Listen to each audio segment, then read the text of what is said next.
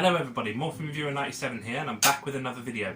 Now today's video is going to be quite a good one because I'm back with the Pepakura series, and this is going to be part 7 of the Pepakura series today. Now I know it's been a long time since the last part, but I said I was going to finish this series, and yeah, it's been officially like 2 years since I did part 6, so it's been a while. No kind of excuses for that, I kind of just went in another direction with like 3D printing, because I did also get a 3D printer a couple of years back, and then I started to 3D print more helmets, such as this one, like this, which I did end up finishing and getting signed by the Navy Thunder Ranger. So I kind of went off the Pepakura helmet for a while to focus on doing the 3D printed helmets for a while, but I'm back now with part 7, finally here.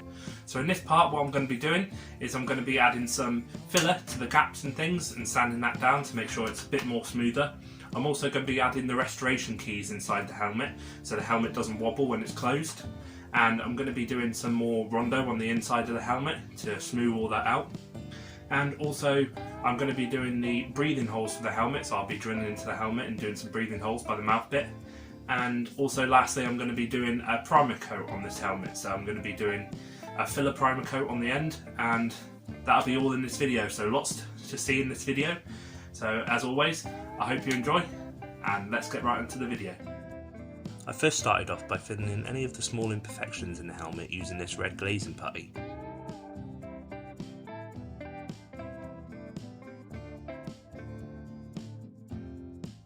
As you can see, there were a few cracks where the hinge was and in the mouth area. The red glazing putty is really good for this because not only is it easy to spread on, but it also dries quite fast and sands easy.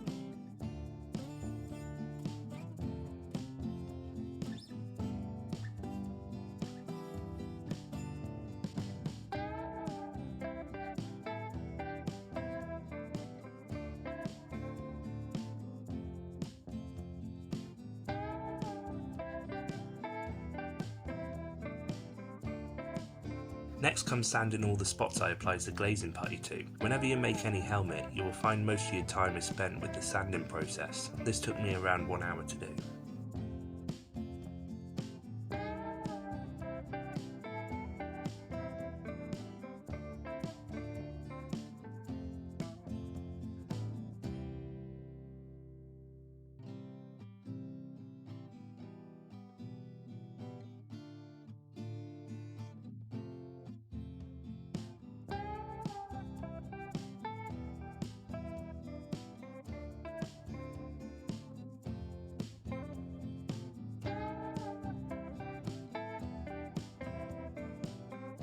I found out after doing this there were a few more spots I missed when applying the glazing putty, so I highlighted them using the green Sharpie so I knew exactly where to fill.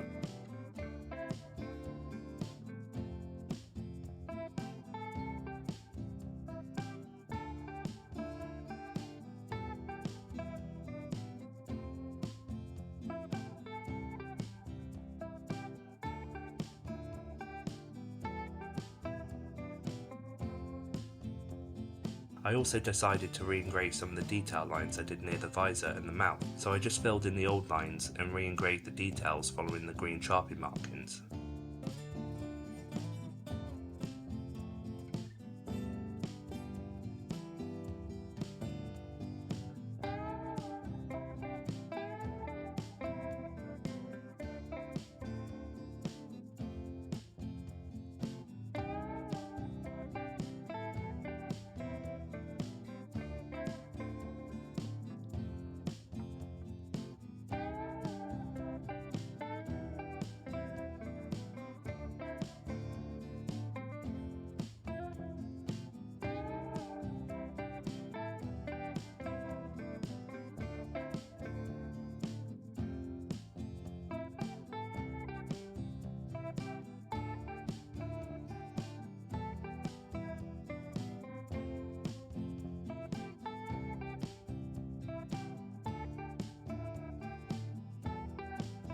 Once this step was done, I moved on to creating the restoration keys for the helmet. I did this by simply getting a thin piece of plastic and cutting out 4 rectangular pieces using my Dremel.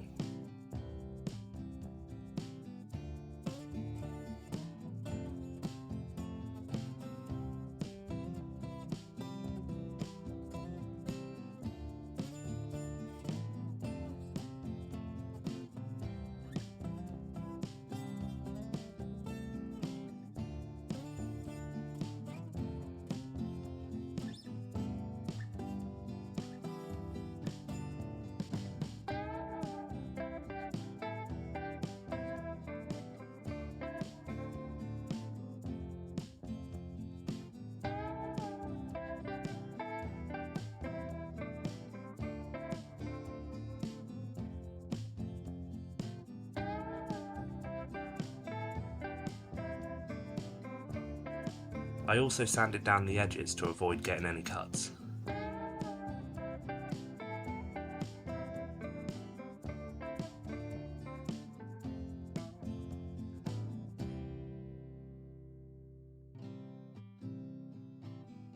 After these steps were done, I used a heat source to slightly melt each piece of plastic so I could use a glove to then mould each of the plastic pieces to the inside of the helmet to create a flush piece, as each side was a different shape.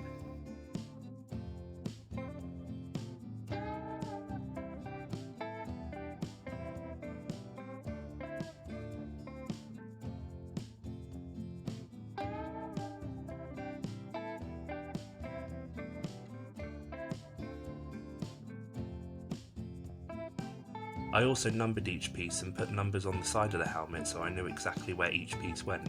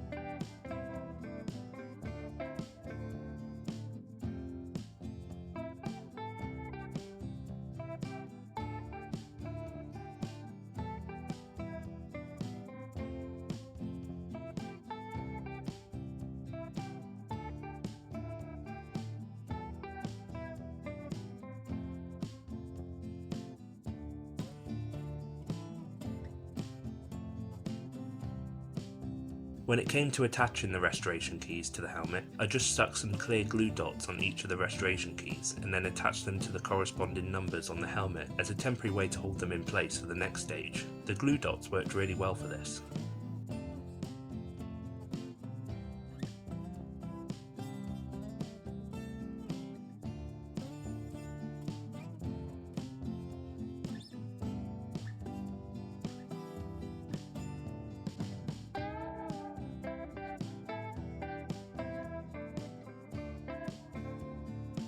To make sure the restoration keys don't ever come loose and they have a really secure connection to the helmet, I added some car body filler over the top of each key, which dries super strong.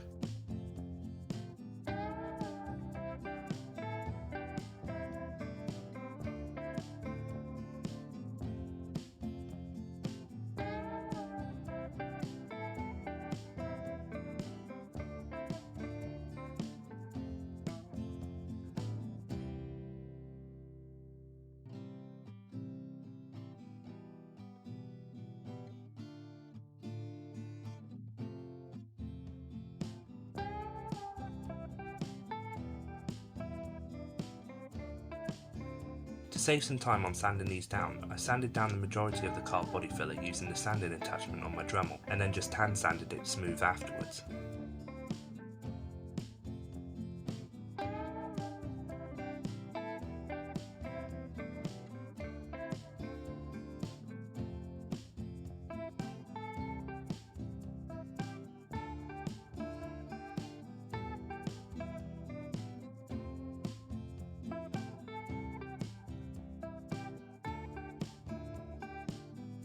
Once I knew the restoration keys were properly secure, I decided to add another coat of rondo to the inside of the helmet to not only smooth everything down as much as possible, but it also acted as an extra way to keep the restoration keys in place. In case you missed part 5 of this helmet build, I explained how to make and use rondo in that video in case you wanted to know more on that. I then decided to give this helmet its first coat of filler primer. I gave it 3 coats in the end. I have to admit, it does look cool all in one colour.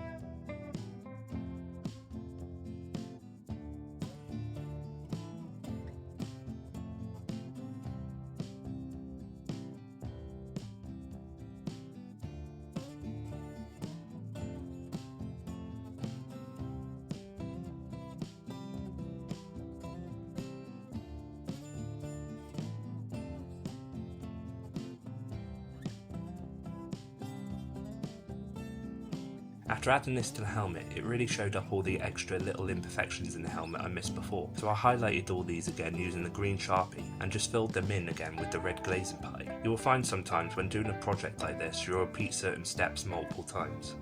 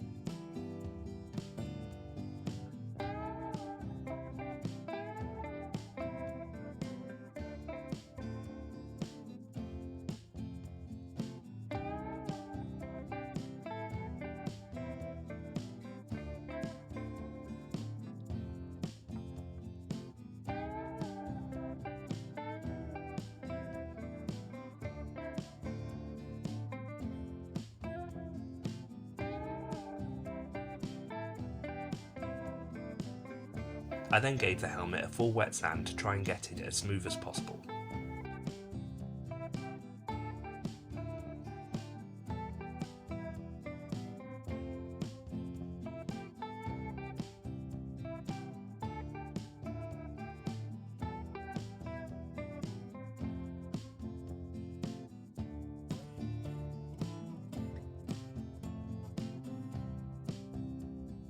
Just be careful when wet sanding some of the clay areas, as I found it can remove some of the clay detailing. Luckily I could just refill these areas in with the red glazing putty and lightly sand it down.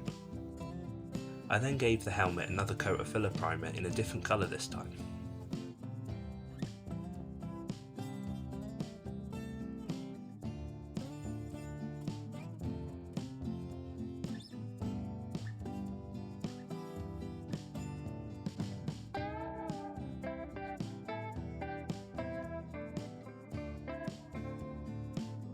Now came to creating the breathing hole for the helmet. You can see these on a lot of helmets that other people make, and even on the official show ones. Doing this not only makes it easier to breathe inside the helmet, but also stops the visor from fogging up as much. I basically started off by drilling 3 small holes at first, then 2 more, and then just decided to make it as one hole opening to get as much airflow there as possible. Then I just used some sandpaper to smooth it out.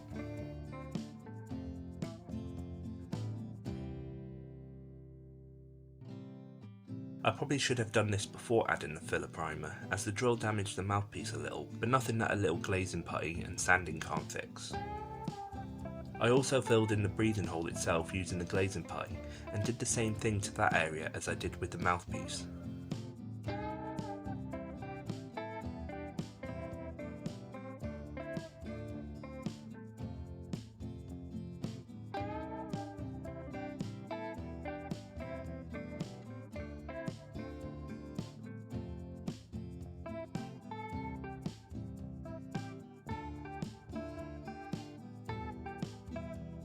After fixing this little area, the last stage of this video was to give it another filler primer coat. And welcome to the end of the video, everybody. So I've got the helmet up to the stage it is at the moment next to me, so I'll just show you that. And here we have it so far. So you can see we've got that nice new primer colour on it. Done the breathing hole at the bottom, which is pretty awesome. So just when the visor goes in, it stops the visor from fogging up and things. And then if we look on the inside, you can see on the inside there, all the restoration keys are in place. So now it doesn't wobble when it's on my head, when it's closed up, which is good. So coming along really well, and the helmet's actually starting to turn out pretty smooth. So adding all that spot putty and sanding all that down, that really helped. There's going to be one more final video on this, and that video is going to be probably a lot more interesting because we're going to do the actual paint coat that the helmet's meant to be. So I'm going to be painting all the helmet blue, we're going to be doing the foam inside so it doesn't wobble as much, and yeah, adding the visor. So that'll be the final bit. Really excited to be finishing this off. So I don't know when the final part's going to be out, it might be a few months from now, but it will be uploaded. And yeah, just hope you all enjoyed the video. So, as always, if you did enjoy the video, please don't forget to like, comment, share and subscribe. This is More from Viewer 97, signing out, and I'll see you all in my next video. Thanks for watching.